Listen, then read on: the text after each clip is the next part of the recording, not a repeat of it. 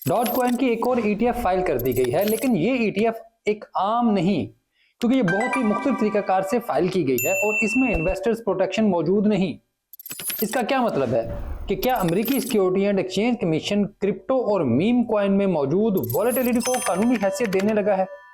और इसके अलावा XRP पर कौन से बड़े प्रोजेक्ट्स गए हैं, यही बताने के लिए ही मैंने ये वीडियो बनाई है। मैं हूं अली रेहान, आप देख रहे हैं crypto Baba. Let's dive deep.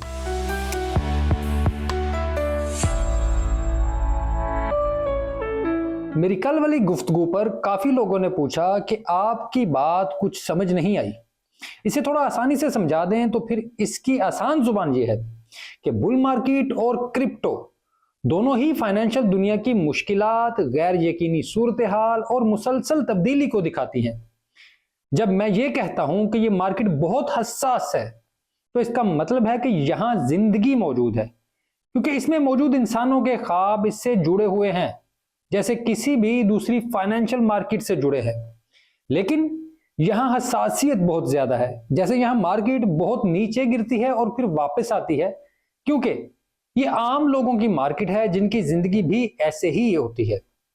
हम जैसे लोगों के पास एतमाद से आगे बढ़ने के अलावा और कोई भी दूसरा चांस ही नहीं होता। जब बुल मार्केट बढ़ती है तो ये एतमाद फिर हमारा बढ़ता है, क्योंकि ये मार्केट की कलेक्टिव कॉन्शियसनेस को जाहिर करता है। ये एतमाद मार्केट में फिर कीमतों को ऊपर लेकर जाता है। यहां मौजूद डिसेंट्रलाइजेशन सिर्फ एक इंसान की इजाद नहीं, बल्कि ये इंसान के साथ कंप्यूटेशनल पावर और कलेक्टिव कॉन्शियसनेस भी है, जिसकी बुनियाद ये है कि लोग इज्तिमाई तौर पर मिलकर कोई चोरी नहीं करते या करप्ट नहीं होते। हमें एक खास तबका मुसलसल करप्ट कहता है, चोर कहता है। लोअर मिडिल क्लास या गरीब को लोग शक की निगाह से देखते हैं, लेकिन डिसेंट्रलाइजेशन और बिटकॉइन का सिस्टम बताता है कि हमारा तबका इज्तिमाई तौर पर चोर नहीं होता, क्योंकि बिटकॉइन या डिसेंट्रलाइजेशन को कोई तोड़ नहीं सकता।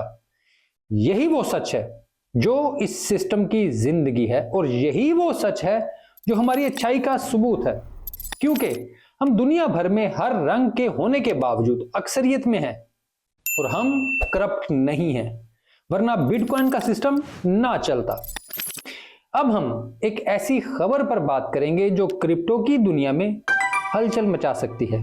जी हां, बात हो रही है डॉज कॉइन के एक्सचेंज ट्रेडेड फंड की, यानी डॉज की ETF की, जिसे लॉन्च करने के लिए बिटवाइज नामी क्रिप्टो कंपनी ने बाकायदा अमेरिका में दरखास्त जमा करा दी है। इसे S1 फॉर्म कहते हैं। इससे पहले भी रेक्स शेयर्स और रॉस्परी फंड्स जैसे वेल्थ मैनेजर्स ने कई क्रिप्टो ETFs के लिए दरखास्तें जमा की थी, जिनमें डॉज कॉइन के अलावा दीगर मीम कॉइन्स भी शामिल थे। लेकिन बिटवाइज की दरखास्त कुछ मुख्तलिफ है।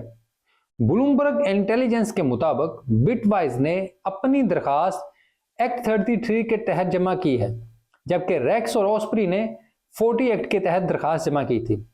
33 एक्ट के तहत जमा की जाने वाले S फॉर्म आमतौर पर छोटी कमोडिटी पर मबनी ETFs के लिए इस्तेमाल होते हैं, जिसमें कोई लंबी चौड़ी सख्तियां नहीं होती, जैसे प्रोडक्शन के नाम पर हर कोई अदालतों में नहीं जा सकता। लेकिन 40 एक्ट के तहत दरखास्त देने में सरमायाकारों को बहुत ज्यादा तहफ्फुज मिलता है। 40 एक्ट के तहत दरखास्त देने वाले ETFs को SEC के सख्त कवानीन पर अमल करना पड़ता है, जैसे कि लेवरेज और शॉर्ट सेलिंग पर पाबंदी, और ज्यादा सख्त निगरानी होती है। फाइनेंशियल निगरानी भी बहुत सख्त होती है। बिटवाइज पहले ही कई क्रिप्टो ETFs शुरू कर चुका है और इसने XRP समेत कई दूसरे कॉइन्स की भी दरखास्तें दे रखी हैं। अगरचे S1 फॉर्म ETF लॉन्च करने का पहला कदम है, लेकिन असल अहम दरखास्त 19B4 फॉर्म होता है, जो स्टॉक एक्सचेंज से किसी कॉइन को लिंक करता है, उनको आपस में जोड़ता है और SEC को एक सख्त डेडलाइन से जोड़ता है।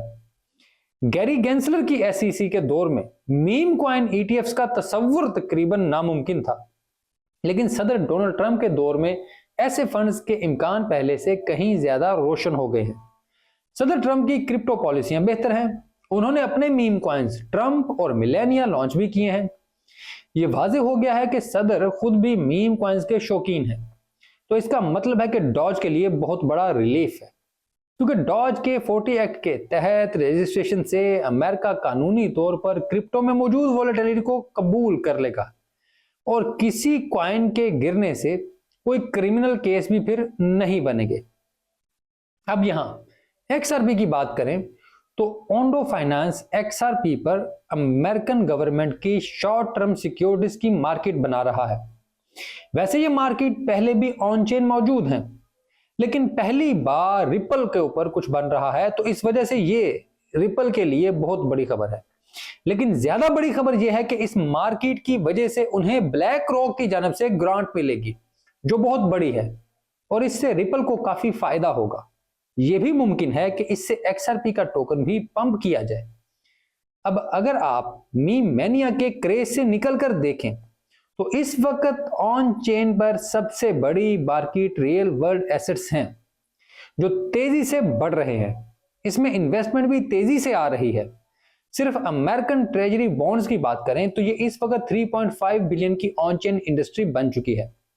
वैसे तो ये कई ट्रिलियन डॉलर की इंडस्ट्री है, लेकिन ऑन चेन भी ये बहुत तेजी से मकबूल हो रही है।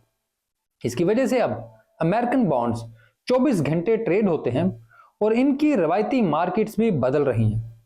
पहली बार आम इन्वेस्टर भी अमेरिकन बॉन्ड्स तक पहुंच पा रहा है। इस वजह से XRP की चेन पर यह सब जाना भी बहुत अच्छी बात है, क्योंकि इसका सबसे ज्यादा फायदा उनके नए स्टेबल कॉइन को होगा, जहां उसका यूज केस भी बढ़ेगा और ब्लैक रॉक जैसे बड़े इदारे इस स्टेबल कॉइन में इन्वेस्टमेंट करके अपना फायदा हासिल कर सकेंगे। बुनियादी तौर पर XRP का ये पूरा सिस्टम डिसेंट्रलाइज ही नहीं, और स्टेबल कॉइन तो वैसे ही सेंट्रलाइज्ड होता है, तो ऐसे में ऑन चेन पैसा घुमाना और गायब करना ब्लैक रॉक जैसी कंपनी के लिए आसान होगा।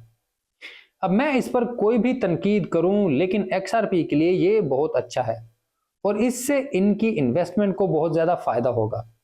इस वजह से अभी इसका नतीजा नेट पॉजिटिव ही होगा, लेकिन ब्लैक रॉक ने बहरहाल अपने खुफिया फंड्स को इस्तेमाल करने का रास्ता आखिरकार बना ही लिया है और ये XRP के थ्रू होगा, और इस वजह से XRP का ऊपर जाना और मजीद ऊपर जाना तय है।